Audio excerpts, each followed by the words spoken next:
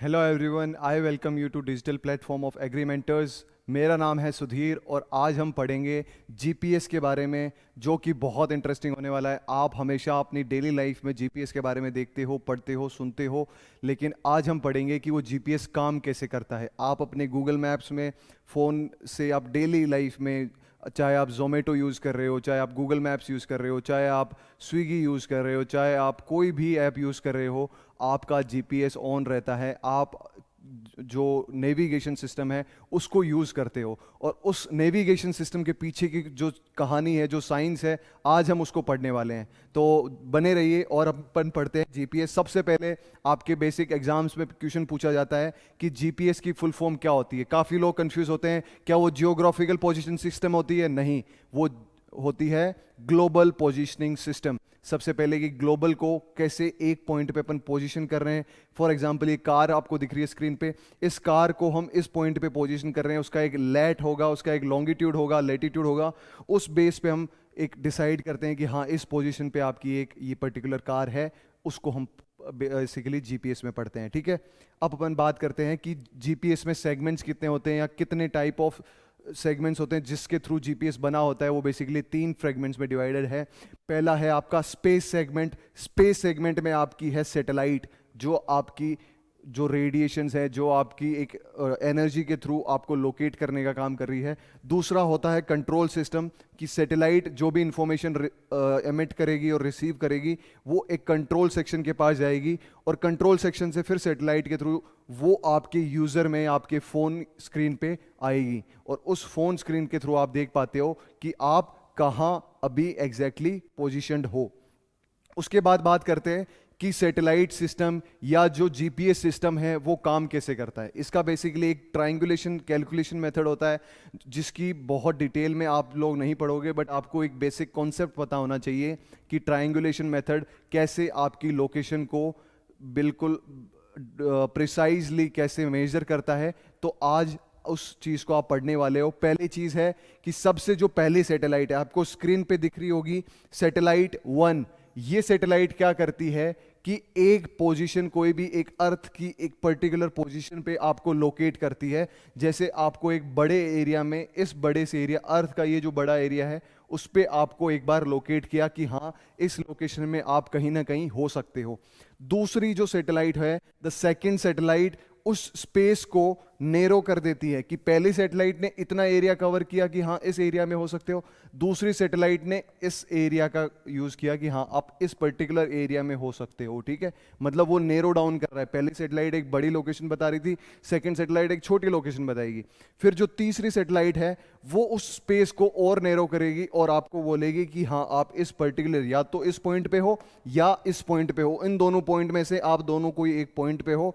और जो आपकी चौथी सैटेलाइट है, वो आपका जो एक सैटेलाइट पॉइंट है, दोनों में से एक प्रिसाइसली बताएगा कि ये इस पोजीशन पे आप अभी एग्जिस्ट करते हो। यहां से आप अपनी गूगल मैप्स खोल के आप देख रहे हो। ठीक है, ये काम कैसे करता है, इसका फंक्शन क्या है, मैकेनिज्म क्या है, वो अभी अपन पढ़ने वाले हैं कि मैकेनिज्म जीपीएस का क्या होता है। सबसे पहले देखो, आपकी सैटेलाइट ने एक इंफॉर्मेशन ट्रांसमिट की। ये आपकी सैटेलाइट थी, इसने एक इंफॉर्मेशन ट्रांसमिट की। ठीक है, उस इंफॉर्मेशन को ट्रांसमिट करने के बाद एक जीपीएस रिसीवर उसको रिसीव करेगा, और एक ट्रायंगुलेशन मेथड, ये आपका एक रिसीवर था, ये आपका एक, आप समझ लो आप यहाँ खड़े हो, तो जीपीएस क्या करेगा, उसको रिसीव करेगा यहाँ से, और एक ट्रायंगुलेशन, जो मैंने बताया, ट्रायंगुलेशन मेथड यूज करता है कैलकुलेशन के लिए। और वो कैलकुलेशन कैसे करता है कि अलग अलग, 3 अलग अलग सैटेलाइट के थ्रू, ट्रायंगुलेशन मतलब तीन अलग अलग सैटेलाइट के थ्रू वो एक पोजीशन आपको स्पेसिफाई करता है। ठीक है, उसके बाद वो यूज क्या करता है, वो टाइम और पोजीशन यूज करता है कि आप किस टाइम पे वो सिग्नल ट्रांसमिट हुआ। कैसे कि आप फॉर एग्जांपल यहां खड़े हो, यहां से यहां इसको कितना टाइम लगा। ठीक है, क्योंकि जो सैटेलाइट की रेडिएशन की जो एफिशिएंसी है, जो स्पीड है, वो रेडिएशन एमिट करने की, वो उनको पता है कि हाँ, फॉर एग्जांपल इतनी स्पीड है उसकी, और जितना टाइम लगा उसको पहुंचने में आपके पास, दैट मीन्स उतनी उसने डिस्टेंस ट्रेवल की।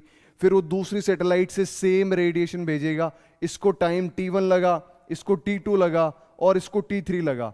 अब इन तीनों के टाइम के डिफरेंस से वो ये कैलकुलेट करेगा ट्रायंगुलेशन मेथड से कि ये एक्चुअली यूजर कहाँ है अभी आपका। उसके बाद जो जीपीएस कंपेयर करता है उसके टाइम ड्यूरेशन को, और ट्रांसमीटर यहाँ से इस ट्रांसमीटर टू रिसीवर इन दोनों के बीच का जो टाइम है वो अलग अलग जो टाइम ड्यूरेशन होगा उसके बेस पे वो डिसाइड करेगा कि हाँ इस पर्टिकुलर लोकेशन से फॉर एग्जांपल 120 सेकंड लगे, इससे 125 सेकंड लगे, इससे 130 सेकंड लगे। तो हो सकता है कि 125 सेकंड वाले के बिल्कुल नज़दीक हो, और 125 सेकंड में जितनी आपकी दूरी ट्रेवल करती है रेडिएशन सैटेलाइट की, वो आपकी एक्चुअल डिस्टेंस होती है। ठीक है, अब आप ये चीज़ पढ़ोगे कि कौन कौन सी कंट्रीज के पास अपना जीपीएस सिस्टम है। तो आप जो भी जीपीएस आज अपनी डेली लाइफ में गूगल मैप्स यूज़ करते हो, जो जीपीएस सिस्टम यूज़ करते हो, वो आप यूज़ करते हो नेवस्टार जीआईएस या नेवस्टार जीपीएस। नेवस्टार की फुल फॉर्म क्या है? नेवस्टार बोलता है navigation, NAV for navigation, S for system using time and ranging. वो टाइम और डिस्टेंस को यूज करके एक आपको पर्टिकुलर लोकेशन देता है, वो है यूएसए का सिस्टम। ग्लोनास सिस्टम है, वो रशिया का सिस्टम है। आपको अगर स्पेस इंडस्ट्री के बारे में थोड़ी सी नॉलेज होगी तो आप ये समझ पाओगे कि जो सबसे पहला इंटरनेशनल स्पेस स्टेशन है वो भी रशिया ने बनाया। और रशिया जब अपने पीक पे था, जब वो बहुत ज़्यादा अपनी पावर्स में था, तब वो हमेशा स्पेस प्रोग्राम्स पे बहुत ज़्यादा इन्फ्लुएंस या बहुत ज़्यादा तवज्जो देता था, और उस वजह से उन्होंने स्पेस इंडस्ट्री में अपनी एक अलग इमेज बना रखी है। और इंडिया के पास आज के टाइम पे अपना जीपीएस नहीं है, बट रशिया के पास एक अपना सिस्टम है जो कि है ग्लोनास। यूरोप के पास अपना एक सिस्टम है जिसको हम कहते हैं गैलीलियो सिस्टम, और इंडिया का एक Indian regional navigation satellite system एक अंडरगोइंग प्रोजेक्ट है जो कि 1 जुलाई 2013 से चलता आ रहा है, लेकिन अभी तक फिनिश नहीं हुआ है। उसका जैसे ही फिनिश होगा, अब देखो काफ़ी सारे बच्चों को ये रहता है कि इंडिया जब जीपीएस सिस्टम यूज़ कर रहा है यूएसए का, तो प्रॉब्लम क्या है? हम तो आसानी से यूज़ कर पा रहे हैं, अच्छी प्रिसाइज भी है सब कुछ, तो प्रॉब्लम क्या है? तो प्रॉब्लम ये है कि अपनी डिपेंडेंसी यूएसए पे बहुत ज़्यादा है।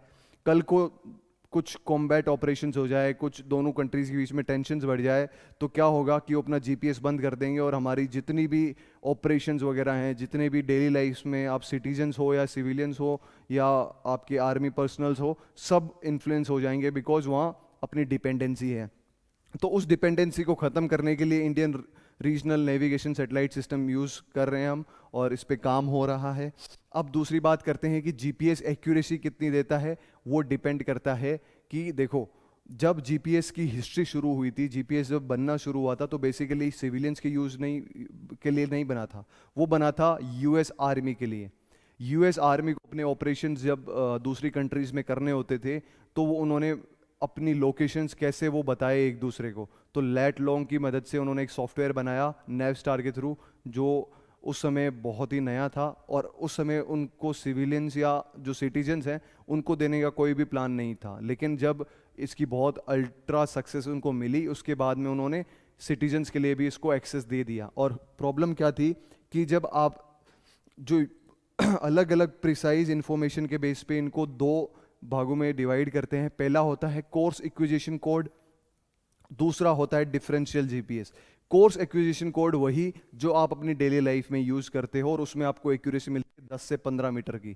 कहने का मतलब, आप स्विगी वाले भैया को फ़ोन करोगे या आप फ़ोन करोगे किसी को, लेट से आपका रैपिडो वाले भैया को फ़ोन करोगे, तो रैपिडो वाले भैया बोलते हैं कि मैं तो आपकी लोकेशन पे आ गया, लेकिन आप बोलते हो नहीं मैं इस लोकेशन पे नहीं, मैं पिछले वाले घर में हूँ। मतलब हल्की सी हमेशा कुछ ना कुछ डिस्टरबेंस या कुछ ना कुछ ऐसा हो जाता है कि वो सही लोकेशन पे नहीं पहुंच पाता। उसका रीज़न है ये कि हम कौन सा जीपीएस यूज़ करते हैं, कोर्स एक्विजिशन कोड, जो डिफरेंशियल करेक्शन के अलावा होता है। कहने का मतलब, डिफरेंशियल जीपीएस वो होता है जो आपको बेटर एक्यूरेसी देता है सब मीटर रेंज में, मतलब 0.5 मीटर की रेंज में। कैसे कि डिफरेंशियल जीपीएस का मतलब, जो सैटेलाइट सिस्टम है वो तो यूज़ हो ही रही है, लेकिन एक लैंडमार्क यूज़ होता है। ये स्पेशली फॉर एग्जांपल आपका लैंडमार्क है, तो लैंडमार्क क्या करेगा कि आप, जैसे आपने बोला आपके जोमेटो वाले भैया को कि मेरा ये घर है, आप नहीं पहुंच पा रहे, तो एक काम करो, सामने मंदिर है, उस मंदिर पे आप आ जाओ। तो वो एक टाइप ऑफ लैंडमार्क हो गया। तो मंदिर पे आप गए तो आपने बोल दिया सामने वाला घर मेरा है, मतलब उसको आसानी हो गई लोकेशन को प्रिसाइज वे में डिलीवर करने की। वही है डिफरेंशियल जीपीएस। जब एक लैंडमार्क का यूज़ होता है और वो क्या करेगा, वो आपका बेसिकली उस चीज़ को और ज़्यादा प्रिसाइज इंफॉर्मेशन बना देगा। इसको कहते हैं अपन डिफरेंशियल जीपीएस या डीजीपीएस। ठीक है। अब ये कुछ डाटा हैं जो अलग अलग ऑर्गेनाइजेशंस हैं, स्पेस ऑर्गेनाइजेशन, जैसे इसरो बेंगलोर में है, ये आपके रेगुलर एग्जाम्स में क्वेश्चंस पूछे जाते हैं। National remote sensing centre Hyderabad में है। Space application centre Gujarat Ahmedabad में है। Indian metrological department new Delhi में है। और ऐसे ministry of environment forest and climate change new Delhi में है। Forest survey of India Dehradun में है। Defence research and development organisation, जिसको अपन डीआरडीओ कहते हैं, वो भी आपकी न्यू दिल्ली में है। तो ये आपसे रेगुलरली क्वेश्चन इन पे पूछे जाते हैं। तो मेक श्योर करो कि आप अपकमिंग एग्जाम्स में कोई क्वेश्चन इनका गलत नहीं करो, और आप जीपीएस का जो सिस्टम है उसके बारे में आपको क्लियर अंडरस्टैंडिंग मिले।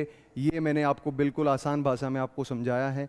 और इसके अलावा आपके कोई भी जीपीएस से रिलेटेड डाउट हो, स्पेस इंडस्ट्री से रिलेटेड डाउट हो, या आपको कुछ जनरल एग्जाम्स की जैसे प्रिपेयर कर रहे हो, एफओ, नाबार्ड, आरआरबी, और कुछ स्पेशल एग्ज़ाम्स जैसे आईसीआर नेट की भी प्रिपरेशन कर रहे हो, तो you can visit Agrimentors Chandigarh. YouTube, Instagram, LinkedIn, हर जगह आपको मिल जाएंगे। और आप अपने जो भी अपकमिंग एग्ज़ाम्स हैं उनकी प्रिपरेशन को एक प्लस पॉइंट, एक बोनस दे सकते हो। With this I thank you all, thank you so much.